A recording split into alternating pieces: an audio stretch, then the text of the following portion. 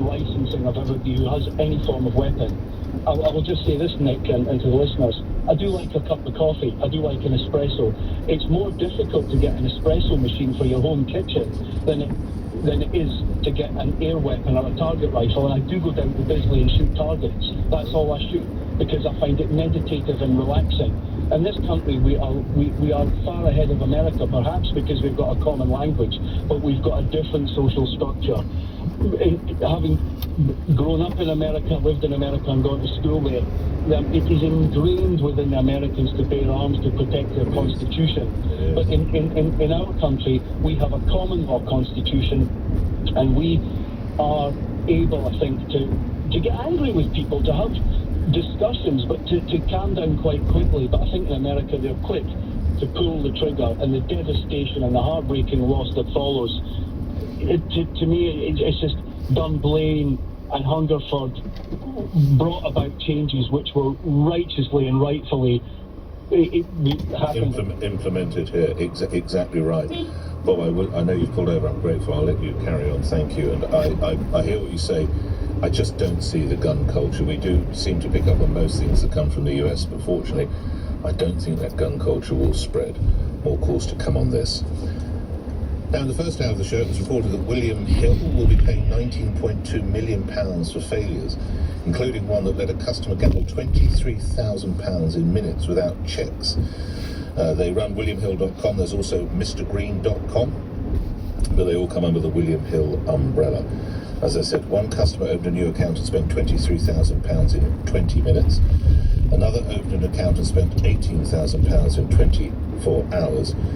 And another spent £32,500 over 2 days. All those without any checks whatsoever.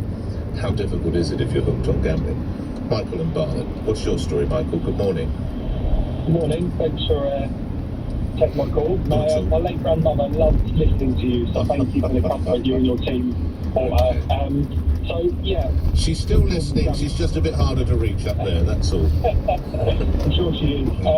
She might be a bit shocked. So, I had a massive problem with gambling. So, thankfully, through support groups, I've arrested that day at the time, and it's been a good few years now. But no one held a gun to my head to make those bets consistently and essentially ruin quite a large part of my life. Mm-hmm. But when, they're surely they're financial institutions of sorts, right? If I went down the road and bought a car for 10 grand, my bank would call me and say, what are you doing? So, to be able to open a brand new account without any checks is horrendous. The trouble is, someone who's a problem gambler or someone who's got a compulsive gambler, etc., nothing's going to stop that person. Believe me, I've met enough people over the years and listened to enough stories, and my own stories one. No one's going to stop me. So we're not going to be able to stop gambling. However, these checks have got to be more stringent, because it's those stories that ruin lives. And also really the consistent draining of family funds or even personal funds, which drive people into debt, and then unfortunately we can only see one way out. That's the problem. And the checks are just non-existent, are they? I don't know. I know there's no measure. So when I ask you how bad was it for you, I don't quite know how you answer, but how bad was it for you? So my answer to that is well, look at, Elon Musk. It was the richest man in the world, and there's someone else who's more rich than him. What I lost doesn't matter. What it took away from me was my peace of mind and my sanity. So I'm really keen to not make it into an ego battle where we lost the most, because it doesn't help anyone. Let me ask this in a different way. How did you manage to draw a line under it? I got sick and tired of being sick and tired. Could not deal with it anymore, and thankfully I found out. So because what's dangerous? Oh, well, he lost 18 grand. I haven't lost that much yet. I'm all right. And then you ruin someone's chance at drawing a line under it. And when the gambling industry says, look, we do all we possibly can, when the funds stop, we put checks and balances in, you've been there, you've been effectively in the trenches or at the coalface. I don't gamble anything like to that level. How accurate is it the way they portray it? I don't know. They do what they can, but I think it's not illegal to gamble. And a lot of people have a lot of fun gambling. They love their weekend bets with boys in a pub. They love going to the casino now and again. That's fine, and there's place for that. But only that person can make that decision, and almost ridiculous to put that on the gambling companies to stop those people ruining their lives and others. But those checks, there's been regular betting patterns, it cannot go unflagged. Right, okay. Well done, Michael.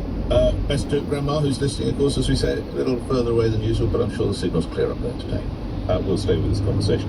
Coming back to, because there's so much reaction, this idea that landlords will be able to evict nuisance tenants, and those who don't pay their rent within 2 weeks, well, that's the proposed legislation. Dash, it will never happen.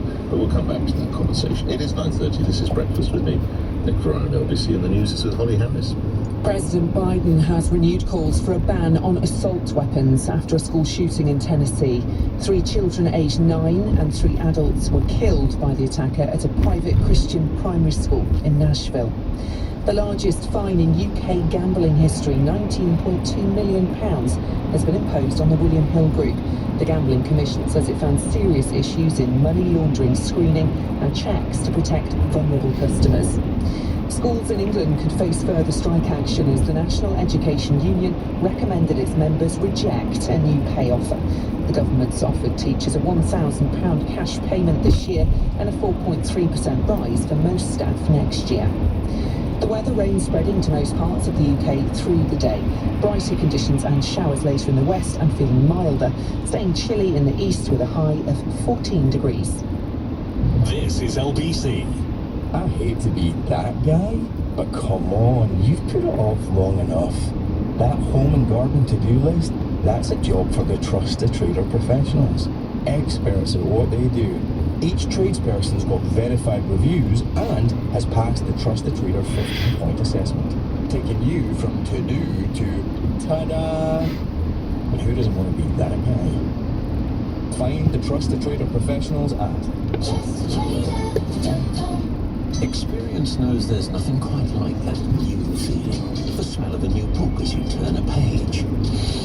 Or the thrill of slipping into the leather seats of a new car. Lovely. Now imagine how 2 newly designed river cruise ships would feel. Cabins with French balconies where you can literally touch the view. Speciality dining included in the price. And small and intimate, so you're never just a number. Well, it's a new feeling you just have to feel yourself. Book your 2023 river cruise aboard the new Spirit of the Rhine or Spirit of the Danube. Search Saga Spirit River Cruises with Saga. Experience is everything. Over 50s only. Hello there, it's the Harry Marcus here, and we are here to help you, yes, new listeners, to get more from your food. We are indeed more character, more delight, more flavour. Yeah, but we know a proper tasty way to do it, with more, of course, the nation's favourite stock. That's right, so whether it's a chicken, or chickpea confident curry, or a hearty beef or beef chili for dinner tonight, well, just be sure you give it more with more. You make the moments that matter. We just send the flowers. Order before 9 p.m. for next day delivery at zingflowers.com. See website for details. Do you, Laura, take Adam to have and to hold, even when he forgets who you are? Do you promise to love and cherish him, even when he doesn't feel like you're Adam anymore? Will you look after him in sickness, in some of the darkest days of your life? At Alzheimer's Society, we vow to help end the devastation caused by dementia. We vow to support everyone living with dementia. And we vow to find life-changing treatments. But we can't do it without you. Donate today. Search Alzheimer's Society. Together, we are help and hope for everyone living with dementia. Who says you can't mix business and pleasure? Our American Express business cards let you earn points on your business transactions, from paperclips to online ad spend. Points that help you enjoy something pleasurable, like a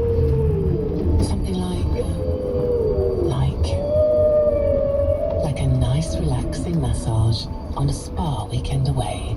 The card is for business, the points are for pleasure. Search Amex Business Card. Terms and annual fees apply. 18 plus, subject to status. Nick Ferrari at breakfast on LBC. Call 0345 6060 973. Let's stay with our conversation about gambling, the problems that one firm, William Hill, is in today. Lee is in Basildon. Lee, do you do it? Do you gamble a bit? Good morning. I do. Good morning, Nick. Nice to see you. Got it under control. I would say I've got it under control better than I did. Like the previous caller, I'm sick and tired of being sick and tired. Yes, that was very But I interesting. find, I find I can't speak for the online side of things because I banned myself from being able to go online and gamble. I'm more going to the stores, and the experience I find in the stores is quite frustrating. When I go in the store, I normally play on the fruit machine, so the slot machine. Yeah, are these fit bizzers? I mean, fit odds, whatever, FOP biz or anything? Yeah, the Foxes. on betting system is what they call them. Yeah, we would get there but you've got various different games you can play, and each game within it has a bonus that you know, when you're playing, the bonus will come in and you can win big amounts of bonuses. Right. But I find, and speaking to a lot of other people, that to get a bonus in now, you tend to find that you're pumping in quite a lot of money to be able to even get the bonus play. So then you start, when you've sort of pumped in so much money, you start chasing it. Sorry, excuse me. Yeah. You start chasing the money you've lost. And I find when you go to the cashiers in the stores and you say to them, look, well, this is ridiculous, I put in X amount of money, the bonus still hasn't come in, are these games fixed or not? The response you get from the staff is, we don't make you put your money in, which is true. They're not there to force you, you know, but they show no compassion and no regulation of customers. So I've done it myself, I've seen other customers do it. They'll play the money they've gone in with, they'll leave the store, go and withdraw some more from the cash machine, come back in, and you know, because they're trying to win back what they've lost. And they might do that 3 or 4 times, and then they'll go to the cashier and say, you know, use their debit cards or whatever, can you top up that machine? But at no point does the cashier say that, you know, you've done that a couple of times now, are you sure you're able to afford it? You know, or even if you go into a pub, if you're drunk, the bartender will refuse to serve you. I agree, yeah. There should be a system in place in the stores that if they see you've left the store and come in, obviously, and then gone back on the machine, you've gone out to withdraw money, you come back in. They did bring in legislation. Was it they reduced the stakes on these FOBTs or whatever it was called? They did. They made it so that you could only bet £2 maximum with each bet. Right. But you can still put in, hundreds of pounds. Yeah, absolutely. You just rush out and get more. Okay, so we need more. I hear what you're saying. There needs to be a degree of responsibility from some of the staff involved. Lee, thank you. I have to say, I've never spent obviously I've been into betting shops, of course I have, but I've just gone in, placed a bet and walked straight out. I've never even watched the race there. I've never played. I'm sorry, I'm sure I'm getting on. I'm going to call them FOBTs, but you know what I'm saying, fixed odds betting terminals. But Lee, I'm grateful for you. And put Paul in, not a million miles away, you're in Harlow. Paul, your story, good morning. Good morning, Nick. Yes, sir. Just quickly, a massive fan of yours. I've been a silent listener for a long time. Good to have you on. Thank you very much, sir. Thank you. Nice to speak to you. Okay, so just quickly. Yeah. I was with a bookmakers. I made a bet one night and he lost, and I was fed up. So what happened was I messaged their online chat, which is you know, really easy, really quick. Anyway, I said, please can you close my account? And the guy said to me, I think back when he said, he basically said, why do you want to do it? I said, well, I'm fed up. Right. And he said, okay. He goes, well, I can give you a £5 free bet. Okay. I said, no. That's ridiculous. I said, please close my account. Yes. Anyway, he said to me, I can give you a £10 free bet. I said, please close my account permanently. I even said them words. I've got the transcript all saved. Now, usually, if you mention permanently, it is done there and then. And I've done it before with other bookmakers, and they actually say, it's like a trigger word. If you say permanently on a live chat, they do it there and then. Anyway, with that, Nick, he came back to me, he's stringing me along, he said to me, I've just spoke to my manager, I can get you a £50 free bet. Oh my gosh. What ultimately happened, Paul? Did you manage to switch off the account? No, and because he wouldn't let me go, I spent £2,000 the next day. And you're still on it.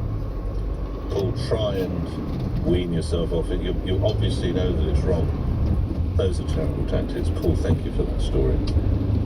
We might return to some of those, but let's look at a story that's on the front page of one of your newspapers this morning, the possibility of new powers for landlords, antisocial behaviour or non-payment of rent. Tenants out in 2 weeks. Well, earlier in the show, I took your calls about these suggestions. First up was Michael in Sittingbourne.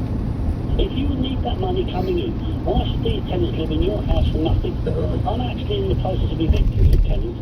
They know the rules, they play the system for all its worth. We should have the American system where these people don't play their rent, the police go down and throw them out. Mary in Bridport. This persona and this sort of thing about landlords being greedy and nothing and all the rest of it. Well, we've got tenants, and over Christmas we said to them, look, don't pay any rent this month. We know it's Christmas, we know you've got grandkids, we know you've got kids. Take a break. Gary in Bristol. This 2-week window is a bit short. Yes. No, I don't. You wouldn't. If I, you know, I've got a house I've got a mortgage on, and I've got the rental house, which we obviously have a mortgage on as well. If I didn't pay my mortgage within 2 weeks, I don't think I'd be turfed out of my house. Jay in Grays. We had a tenant who ended up walking away with about £13,000. Oh my God! Owing rent. Is that what you mean? Yeah. Okay. And for that time, we were basically paying it out of our own pockets. We're not millionaires. That was Jay in Grays. Let's pick up with your calls now. Stuart in Ruyston. What's happened to you, Stuart? You're a landlord. Good morning. I was a landlord. We had a tenant who paid his deposit and never paid us ever again. We had to go to the court to get him to go out, but that takes time. Then eventually we had to go to get the bailiffs to get them to come along and move it. He stayed in right till the last day before the tenants come. We were able to recover the money because I was able to get a claim against his employment. Oh, against his employer? Did they pay it then? It deducted from his salary. Really? How interesting. Okay. Yes, How easy or otherwise was that? Well, he kept on moving around, and I went to 3 different courts. I went to Southwark, I went to Uxbridge, and I went to Slough. Right. You just have to be, persistent. What was nice is the court added on money to cover my legal fees and things like that. Well, glad it worked for you. Stuart, I had to finish there because so many people want to have their say. Thank you for that. Ruth in Ipswich. Ruth, your story. Good morning. Good morning. Yes. So I'm hoping to bring a different perspective. I am currently in the process of saving up for a buy-to-let, so I'm potential future buy-to-let landlord, hopefully. And I'm coming in from the point of view that I am giving up a lot to put money aside every month towards getting a buy-to-let. So, I mean, my family and I, we haven't been on holiday for close to 2 years just because we are making that sacrifice. And I'd like to believe that a lot of people who have been through this journey have done the same things. So I can understand when buy-to-let landlords say their rent, because they've put in so much work to get to this point, to be able to have that property, Yeah, of course. Yeah. That's my point of view, basically. So what would make life easier for you? What could happen that would be the breakthrough you think you require, lastly, Ruth? Is it in terms of the legislation or in terms of me trying to save up? In terms of legislation, anything that could make it easier for you?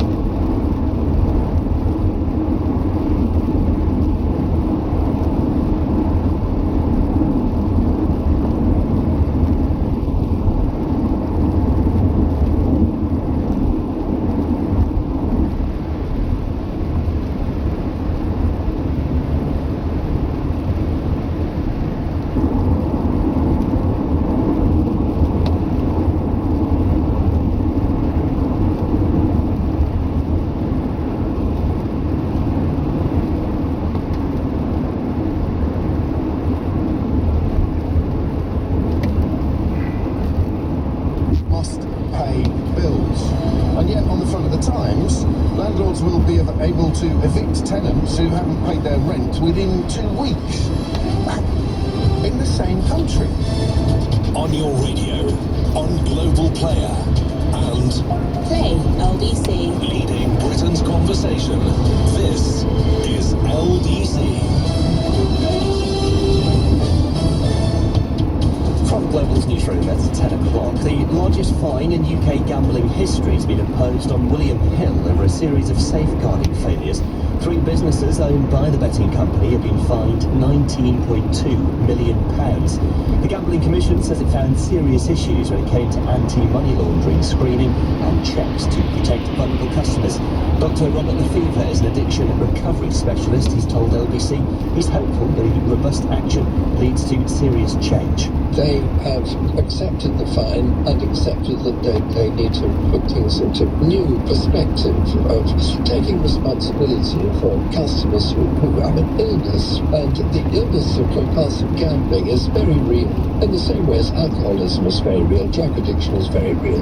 President Joe Biden has renewed calls for a ban on assault weapons after a school shooting in Tennessee. 3 children aged 9 and 3 adults were killed by the attacker at the private Christian primary school in Nashville.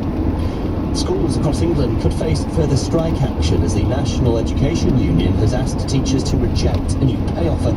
The government has offered teachers a £1,000 cash payment this year and a 4.3% rise for most staff next year. The NEU has called the offer insulting. The government insists it's a fair and reasonable offer.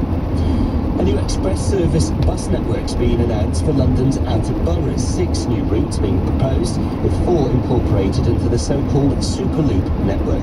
Mayor Sadiq Khan has called it game-changing and will bring over 4 million kilometres of services to outer London. The Conservatives have branded the plan a super flop.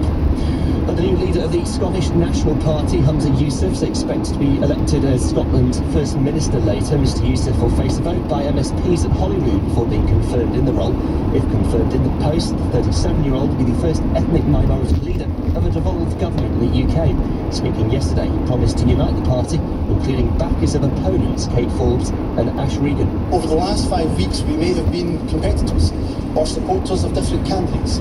We are no longer Team Humza or Team Ash or Team Kate. We are one team. We will be the generation that delivers independence for Scotland. A short time ago, the FTSE 100 was up 27 at 74.99. The pound buys $1.23 and €1.13. A look at the weather. Sunny spells developing but staying quite cloudy for most. Rain will linger in northern Scotland, Northern Ireland and the southwest of England. A high of 12 degrees. From Global's newsroom at LBC, I'm Dominic Ellis. This Easter at Tesco, you can get selected extra large big brand Easter eggs for just £3.50 each with your Tesco Club card or app. So you won't need to hunt around to find a good deal. Tesco, helping you have a cracking Easter. Most larger stores, Club card or app required. Excludes Tesco own label eggs. Ends 28th of March. This is LBC from Global, leading Britain's conversation with James O'Brien.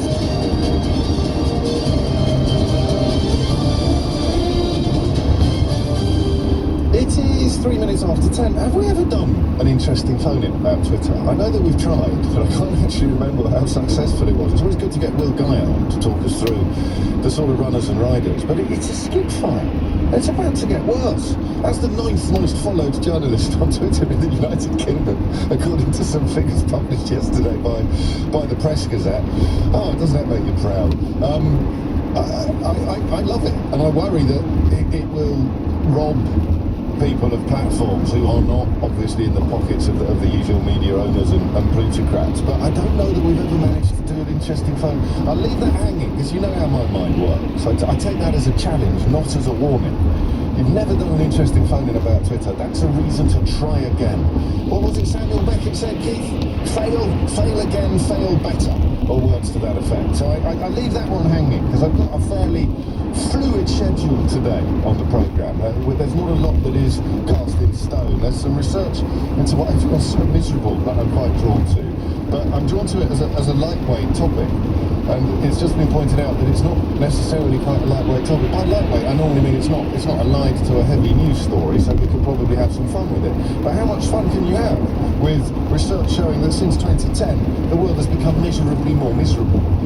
I don't know. We may find out a little later in the program. Possibly it's the demise of Twitter that's making you miserable, in which case you can go bi-topical. Are you, here's a strange question, are you lucky enough, so it's going to go very briefly, North Norfolk Digital, alright? Just relax. Very, very briefly, it's going to go North Norfolk Digital this morning. Because I'm about to ask what your water pressure's like. Little things in life that can have an astonishing impact upon your general equilibrium. I would put water pressure quite high up on the list. If you've got good water pressure in your home, if your shower is powerful, for example, and your taps can, rinse a plate using purely the propulsion of the liquid. If you've got quite good water pressure, you will be familiar with the notion of an out-of-control shower head, right? If the shower head falls out of its bracket, if you've got one of those, and it starts bouncing around the bathtub, it goes everywhere, right? Everything gets wet, and yet nobody is very happy about it. A well-directed shower head is a wonderful thing. The government this week looks to me a bit like an out-of-control shower head. They're just spraying stuff everywhere. Yesterday, little gas canisters. Grrr. And today, tenants, antisocial. What? Who? Down with that sort of thing. And I want to take a step back from that. I don't think I want to talk oddly enough, given the introduction, about this idea of evicting tenants within 2 weeks. Because as Nick suggested, it sounds a little bit pie in the sky. It's unlikely to come into power, and while I fully appreciate that there are plenty of landlords out there working for the good, the general good of society. Lots of people want to rent, and you won't be able to rent unless you have a landlord. So I don't want to do the won't someone please feel sorry for the landlord stuff either. But I am drawn to this notion of antisocial behaviour. Yesterday, I felt the shower head was spraying too wildly on nitrous oxide-related issues, the link between antisocial behaviour. What's the difference between having a cigarette while sitting on a park bench and having, I believe the correct terminology is having a balloon, which sounds a bit like losing your temper, doesn't it? I could say that to the caller, right, mate, don't have a balloon. But it's not. It's a phrase for the ingestion of nitrous oxide. I'm going to try and focus it more today, because there's two things happening here. There is the politics. Private tenancy agreements in England and Wales will have to include clauses that specifically ban antisocial behaviour. Landlords are to be given powers to evict problematic tenants within 2 weeks, with 2 weeks' notice under government proposals to address antisocial behaviour. Very worryingly, this includes falling behind on your rent, which is not really antisocial behaviour, is it? If you can't pay your bills, as opposed to won't. I don't know that deserves to be lumped in with drug dealing or smashing up the place, especially when I tell you that Which has published research today showing that this really stopped me in my tracks, actually. This merits a tiny little nib. They're called nibs. I was almost today years old before I found out what nibs stood for. It stands for News in Brief. I used to get told to write nibs without knowing what a nib was. I never asked what's a nib. What's a nib? I know what a nib is, but I didn't know it stands for anything. I thought it was just called a nib because it's like sort of little and nibby. But no, nib stands for News in Brief. So down the right-hand column of the newspaper quite often there'll be lots of little stories where the news is told in brief, and they're known as nibs. So that's it, News in Brief. So it's a nib in the mail. I don't know whether it's been picked up elsewhere. I didn't stumble across it in any other papers this morning, but 2.5 million households. I'll say that again, 2.5 million households recently missed a must-pay bill. Now, sometimes it might be a week, you might have paid it already before the research has even come out, and of course for other people it will be indefinite. This would include council tax, water bills, you know what a must-pay bill is, mortgages, rent.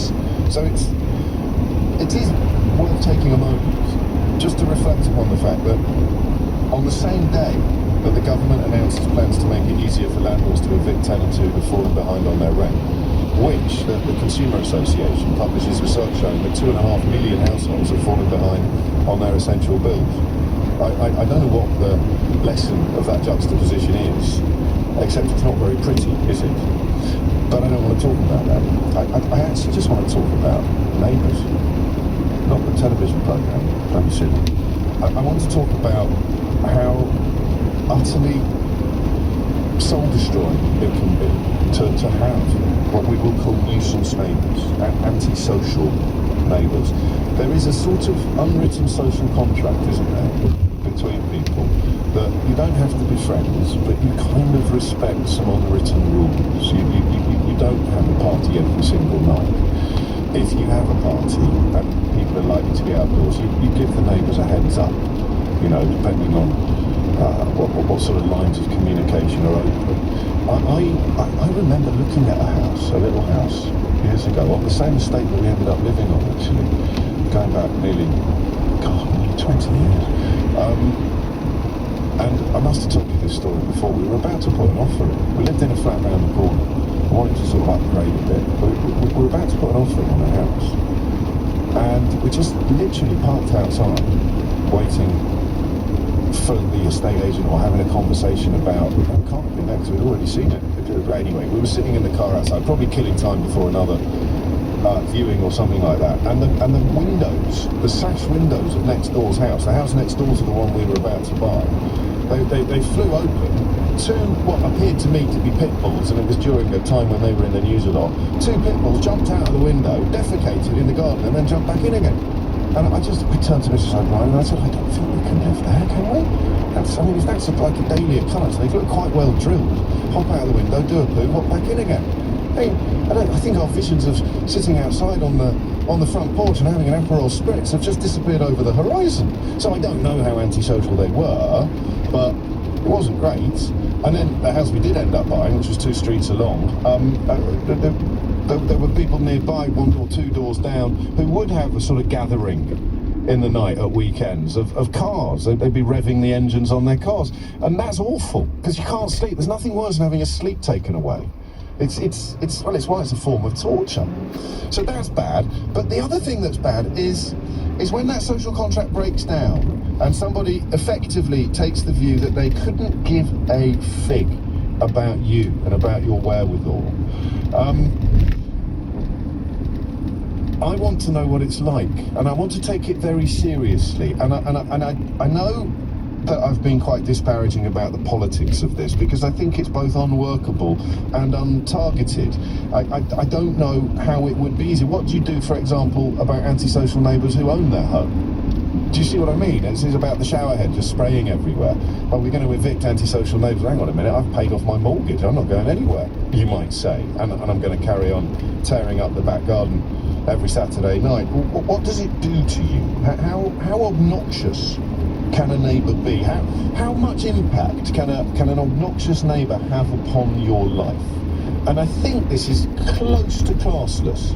You're less likely, obviously, to live next door to a drug dealer if you live in a middle class area, but you could still live next door to somebody who has taken that weird world view that I don't care what you feel or what you think. I'm going to do whatever the hell I want, regardless of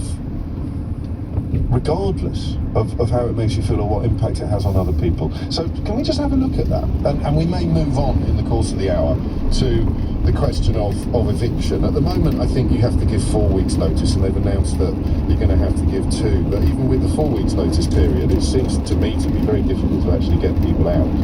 So,